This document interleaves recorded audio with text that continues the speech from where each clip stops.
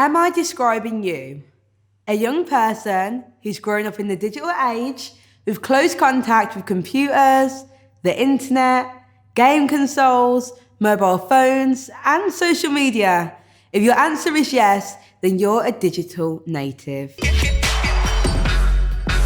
Right, let's start with a quick quiz. And it's all connected to digital, so it should be easy, don't worry. There's 5 questions on the screen now. Out of 5, how many can you get right? Number 1, do you know how to like an Instagram post? Number 2, do you know how to create a TikTok? Number 3, do you know how to retweet someone else's tweet? Number 4, do you know how to restart your mobile phone? And number 5, could you get Netflix up on your smart TV?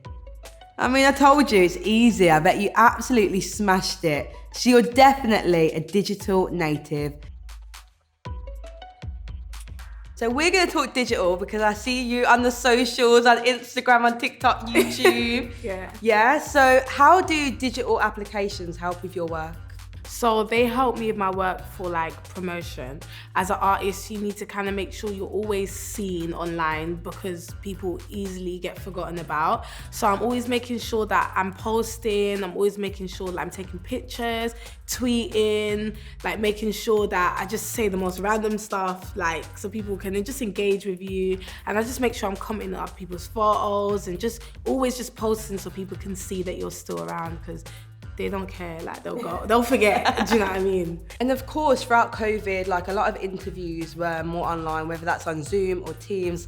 How did you cope with that, sis? Oh my gosh, I remember when I dropped Rumours, everything, it was in COVID. So all the label meetings were on Zoom and I was so stressed out by the time I was on like my 6th meeting because you can't meet them, so it's like, okay, I have to show my personality through this Zoom with bad connection. I don't know how to do that, but I feel like it was just like Zoom with like 8 people and I was just talking, but it was good, but it was hard, I would say. It was hard, and then waking up, getting ready to go nowhere. Do you know what I mean? It just didn't make sense to me, but you have to do it. And I think it's important to learn how to kind of like communicate all ways. Do you know what I'm trying to say? If it's Zoom, if it's socials, you need to know how to do it because look at COVID, no one knew that was gonna happen. So yeah, YouTube helped me with that, I would say.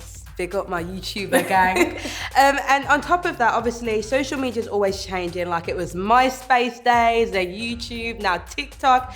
How do you keep up to date with it all? Twitter, to be honest. I think Twitter keeps me up to date because Twitter's always talking about the latest stuff. Instagram as well, always talking about the latest stuff. But I don't know, talking to people as well, like talking to your friends, oh, what's new, what's going on? I think I always need to kind of be up to date because I don't want anything to pass me by. Then everyone's talking about it, I'm not on the latest trend, I don't get it. And as an artist, you kind of need to always know what's going on. So I'm always making sure I'm refreshing and making sure I know what's happening. Now I have some more questions for you, but all about the digital working world. There are 5 questions now on the screen. Let's see how many you can get right. Number 1, do you know how to send a message on Slack? Number 2, do you know what CC and BC stands for on an email? Number 3, do you know how to create a spreadsheet on Microsoft Excel? Number 4, do you know how to do a group video call on Microsoft Teams? And number 5, could you create a PowerPoint presentation, but from scratch with animation? I mean, that one was a little bit harder, right? But did you manage to get them all right? If not, then we recommend that this is an area for you to do some more research on. It's interesting that you're confident in social applications, but you found it a little bit more challenging navigating applications that you may need to access at work. And you're the perfect generation to excel in this area, so you need to own it. Employers are requesting that young people should be knowledgeable in basic workplace applications before starting new in any organisation. So let's hear from Mario, who is the Senior Manager of Strategy and Innovation at BT, to find out why digital skills are so important to employers. First of all, can you tell us a little bit about your job role and what it is that you do? Yeah, so I work for BT. I think most people know BT. I actually work within our enterprise division, which is the bit of the business that sells to businesses. And I've got a very cool job because I run an innovation program. So my job's all about kind of finding cool new tech, and then actually playing around with it, seeing if it works, does it actually deliver value for the business, and then looking to get it sort of brought into the business, really. So yeah, pretty good. Wow, pretty that good job role. sounds interesting. It sounds like a lot of fun. Yeah, you get to sort of muck around with drones and stuff like that, artificial intelligence. So yeah, it's good. It's good. You got me at drones. Why are digital skills important for employers? In terms of the young people coming into the workplace now, they are digital natives. So they have already, just on that basis, a kind of foundation of skills that they can kind of build upon. And also there's so many free resources out there now that you can access, whether it be kind of through LinkedIn or, BT has its own skills for tomorrow, digital sort of kind of educational resources that can, you can pick the area that you're most interested in and kind of focus on that and, and see, how you kind of get on off the back of that, really. What I would hope to see from, kind of younger people coming into the workplace now is they bring that natural energy and enthusiasm that youth has, but mix that with some open-mindedness, some willingness to try something and fail. You've got to be prepared to sort of fail. It's one of the most important things in the digital world, is that failure is such a great teacher. And the way you build new products, for example, is you start really small and you kind of test and see what works and what doesn't work. And that then gives you a sort of much kind of better product. So I think mindset's really important. And then even in skills, I'd break those down between kind of digital skills and non-digital skills. So, as I said, digital skills is a kind of foundation, which is, how do you surf the web? How do you use a mobile phone? How do you use a computer? And I think most young people coming into the workplace would have that. I personally think everyone should know how to use a spreadsheet, because it's massively helpful in terms of your own personal life when it comes to sort of budgeting.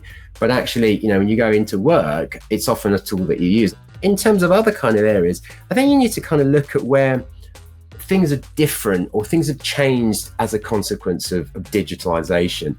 And that's why I think marketing is a really interesting area. So digital marketing, how can you use kind of tools like email marketing and search engine optimization to really help businesses, kind of reach as many customers as possible. I can tell you personally, it's not an area I'm particularly comfortable with. So I rely on the younger digital marketeers to sort of be able to kind of run those sorts of things and have those kind of skills. And, social media, I know you mentioned it earlier on, that's another kind of big area, which again is so second nature to young people coming into the workplace.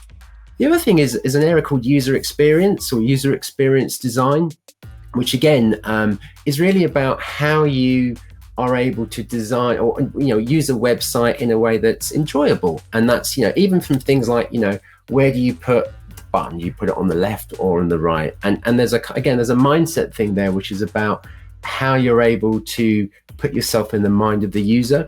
And again, there are kind of quite a lot of courses around sort of user experience design specifically. And every company will have a website. Every company has a digital strategy. So how you're able to, sort of maximize that by building the best possible experience is going to be really important. And probably the fourth area, which might scare some people, is artificial intelligence. And the reason I kind of mention it as an area to look at is it's an area that requires, it's a massive area, and it's the future, it's now, you can see it sort of everywhere.